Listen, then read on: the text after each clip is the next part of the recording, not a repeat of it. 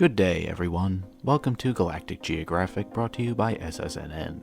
I am Liam Farrell, your guide for today, and on this day we'll be looking at the fascinating ecosystem of Strix III-a, and all the flora and fauna that make up this little slice of heaven in the settled systems. I'll go over all the relative planetary data before we descend to the surface to give it a proper up-close and personal Galactic Geographic view.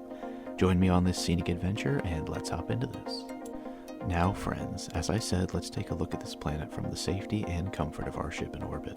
Strix III-a is a barely habitable moon in the Strix system, located in the more sparsely populated galactic eastern region of the settled systems. It's one of 4 moons of Strix III, and, despite the frigid temperatures on the moon and the thin CO2 atmosphere, a few plant species can be found. The moon has a weak magnetosphere, and the gravity on the planet is less than half of that of Earth, being only 41% as strong as Earth's gravity.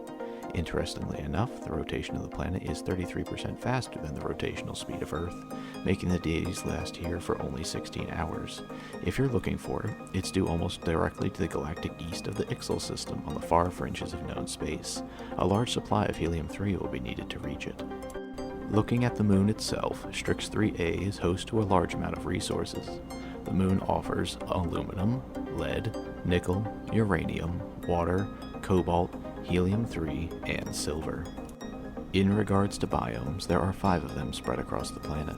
The largest biome on the planet is hills, which covers 30% of the surface. Roughly 25% of the moon is strictly fields of craters. 20% are mountains, 15% are rocky deserts, and the last 10% are frozen hills. Despite the relatively benign biomes on the moon, Strix III-a is still rather hostile to life, which is why our next sections will be much shorter than usual. I'll be breaking down the types of flora and fauna that can be found in each biome in just a minute. But before that, please take a moment for a word from our sponsor.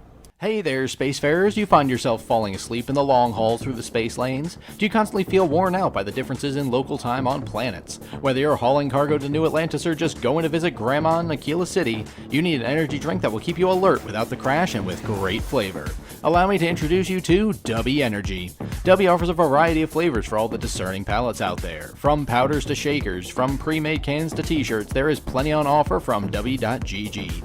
If you're cautious about trying something new in the energy drink arena, fear not, because for a limited time, use code DOODLEFAN at checkout to receive a massive 20% off your entire order. Order Dubby Energy today. Welcome back, everyone. Now let's move on to the life forms that exist on the surface of Strix III-a. In terms of notable flora, there's a total of 4 different plant species spread across 3 biomes of the planet. The dovefoot pedestal stands out amongst the tan and grays of the crater biome that it calls home. This is due to the plant being thick, tall, and starkly green. Out of the top of this multi-stalked plant grows large red seeds. These seeds are roughly the size of a space helmet for a human male. While cumbersome to carry, these seeds can be fairly easily harvested from the plant. When open, the materials found inside the seed can be chewed upon to relieve pain and can act as an analgesic when crafting medicines. The mimic pokeweed is a large leafy bush with a calm blue-green coloring to its leaves.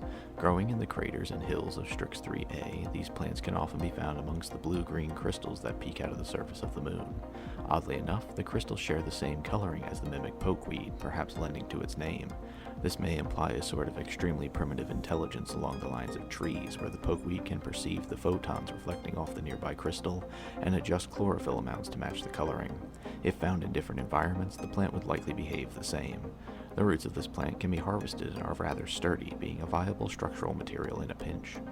The mountain silkweed can easily be mistaken for a shriveled, dying tree, but if the few leaves on it remain green and the top branches bear a flower-shaped fruit that acts as a seed pod, then the plant is still very much alive.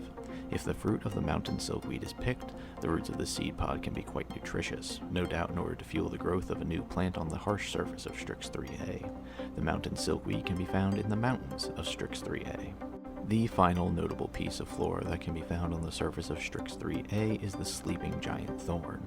A phallic-shaped cactus, the sleeping giant thorn more than lives up to its name.